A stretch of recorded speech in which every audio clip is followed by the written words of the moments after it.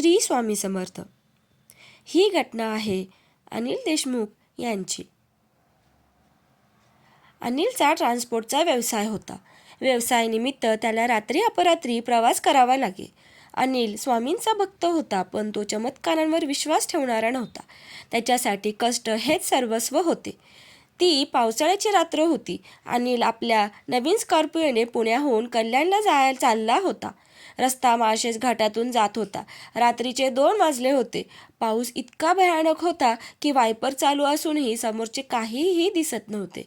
घाटात दाट धुके पसरले होते. एका अवघड वळणावर अचानक अनिलच्या गाडीचे स्टिअरिंग जाम झाले. गाडी नियंत्रणाबाहेर गेली आणि सरळ रस्ता सोडून दरीच्या दिशेने घसरली. अनिलने जोरात ब्रेक मारला. गाडी थांबली, पण ती अशा अवस्थेत थांबली की पुढची दोन्ही चाके हवेत होती आणि खाली 1000 फूट खोल दरी. गाडीचं इंजिन बंद पडलं. अनिलचा श्वास अडकला. त्याला कळलं की जर त्याने गाडीतून हलायचा प्रयत्न केला तर गाडी समतोल गमावेल आणि सरळ दरीत कोसळेल. बाहेर मिट्ट काळोख, सोसाट्याचा वारा, पाऊस, मदतीला कोणीच नव्हतं. मोबाईलला रेंज नव्हती. मृत्यू त्याच्या समोर उभा होता. 10 मिनिटं गेली. अनिल देवाचा धावा करू लागला. स्वामी, काय चूक झाली माझी, आज वाचवा.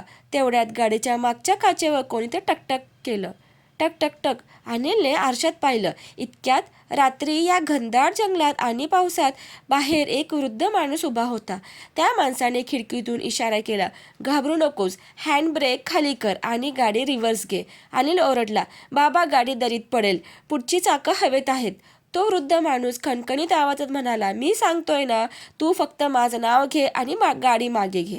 मी धरली आहे गाडी. त्या आवाजात असा काही अधिकार होता की अनिलने डोळे झाकले, श्री स्वामी समर्थ म्हटलं आणि गाडी रिव्हर्स घेतली. आणि काय आश्चर्य, ज्या गाडीला क्रेनशिवाय बाहेर काढणं अशक्य होतं, ती गाडी जणू एखाद्या खेळण्यासारखी अलगद मागे आली आणि रस्त्यावर सुरक्षित उभी राहिली.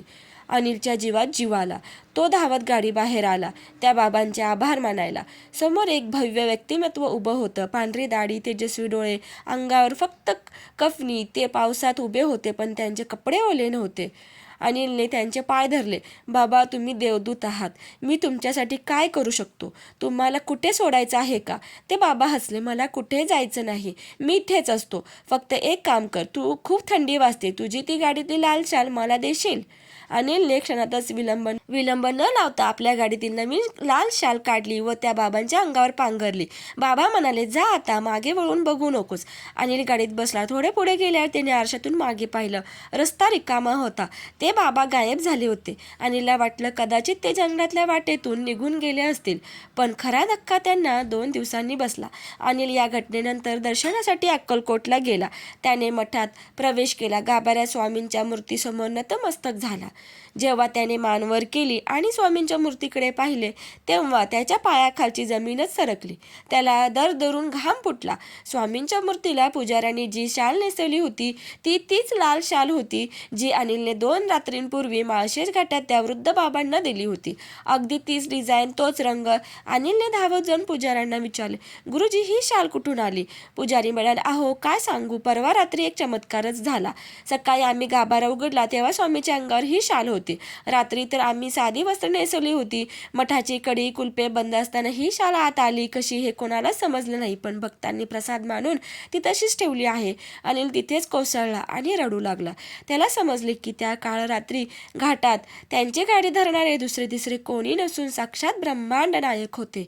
त्यांनी फक्त भक्ताचा जीव वाचवला नाही, तर त्यांची दिलेली भेट शाल सुद्धा स्वीकारली. तुम्ही स्वामींना कुठेही हाक मारा, ते अक्कलकोटला असले तरी भक्तांसाठी ते क्षणात माळशेज घाट ही उभे राहू शकतात. श्री स्वामी समर्थ. जगाच्या पाठीवर भक्त कुठेही असले तरी स्वामी आपल्या भक्तांचा मदतीला धावून येतात. भक्तांना कधीही एकटे पडू देत नाहीत. स्वामी भक्ती हीच खरी शक्ती. व्हिडिओ आवडल्यास व्हिडिओला लाईक, शेअर आणि सबस्क्राईब करायला विसरू नका. धन्यवाद.